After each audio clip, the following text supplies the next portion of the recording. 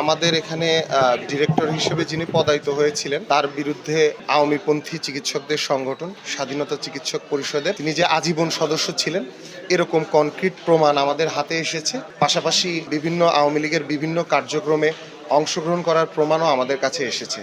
তো যে আকাঙ্ক্ষা নিয়ে আমরা জুলাই আন্দোলন করেছি সেই আকাঙ্ক্ষার বিরুদ্ধে অবস্থান নেওয়ায় জাতীয়তাবাদী চিকিৎসক কর্মকর্তা কর্মচারীদের যে সংগঠনগুলো আছে ড্যাব, এমট্যাব, ন্যাব, ছাত্রদল সকলে ঐক্যবদ্ধ অবস্থানে ছিল যে সাচিপের এই দোসরকে সোহরাওয়ার্দী মেডিকেলের মতো ঢাকা শহরের এরকম একটা ভাইটাল জায়গায় প্রশাসক পদে আমরা দেখতে চাই না। তাকে আমরা বলেছিলাম যে আমরা তাকে প্রথমে অনুরোধ করেছিলাম যে স্যার আপনি এই চেয়ারে বসবেন না, সসম্মানে আপনি এই চেয়ার থেকে আপনি চলে যান। বাট উনি সেটা না শুনে বিভিন্নভাবে বহিরাগতদের নিয়ে আমাদেরকে নানান ধরনের হুমকি ধামকি দিয়ে আমাদের ভয় দেখিয়ে উনি এই চেয়ারটা আঁকড়ে ধরে রেখেছেন এবং আপনাদের উপস্থিতিতে আপনারা দেখেছেন যে উনি এখনও এই চেয়ারটা আঁকড়ে ধরে রাখতে চাইছেন। এবং সবথেকে অ্যালার্মিং যে বিষয়টা আমরা ধারণা করছি মাননীয় প্রধানমন্ত্রী জনাব তারেক রহমানের নেতৃত্বে যে নতুন বাংলাদেশের সূচনা হয়েছে, সরকার যেভাবে একটা চেঞ্জের যে ভাইব আমরা পাচ্ছি এই ভাইবটাকে নষ্ট করার জন্য উনি অন এয়ার কয়েকজন এমপি মন্ত্রীর নাম গড় করে বলে দিলেন, যেটা আসলে কখনোই কাম্য নয়।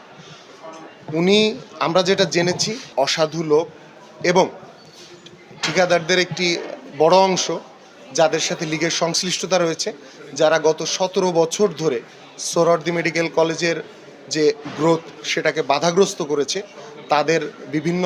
তাদের সাথে যোগসাজশ করে পুরান সিন্ডিকেটবাজি, টেন্ডারবাজি এই জিনিসগুলোকে কন্টিনিউ করার জন্য তাকে এই চেয়ারে বসানো হয়েছে বলে আমাদের কাছে প্রমাণ রয়েছে। তো যাই হোক, আমরা এই স্টেপটা নিয়েছি শুধুমাত্র তিনি যে আওয়ামী লীগের দোসর ছিলেন সেই কারণে নয়, বরং সামগ্রিকভাবে সোহরাওয়ার্দী মেডিকেল কলেজ হাসপাতালের মতো একটি বৃহৎ হাসপাতালের স্বার্থ রক্ষা, সরকারের স্বার্থ রক্ষা এবং সামগ্রিকভাবে রোগীদের বেটারমেন্টের কারণে আমরা এই ডিসিশন নিয়েছি।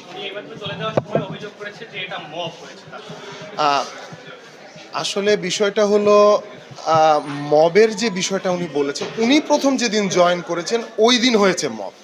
আমরা তো তাকে ভদ্রভাবেই বলা হয়েছে, তাকে আমরা বলেছি যে আপনি আপনার পজিশনকে ডিফাইন করেন।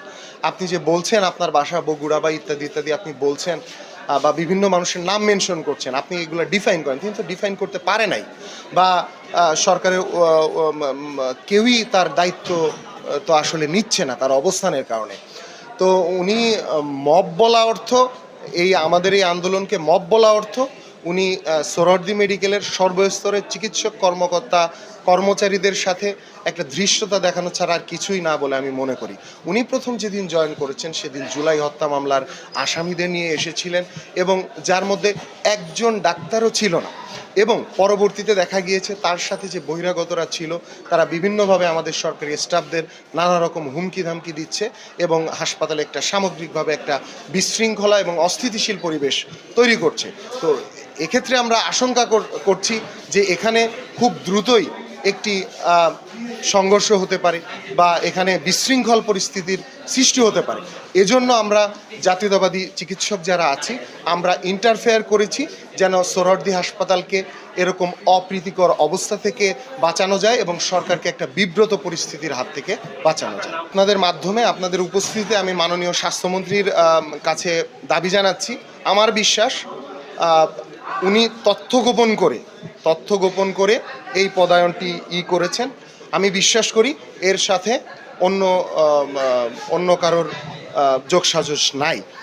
আমার বিশ্বাস আজকে আপনাদের মাধ্যমে এই তথ্যগুলা যদি উপর মহলে যায়, আমার বিশ্বাস তারা প্রশাসনিক ব্যবস্থা নেবেন।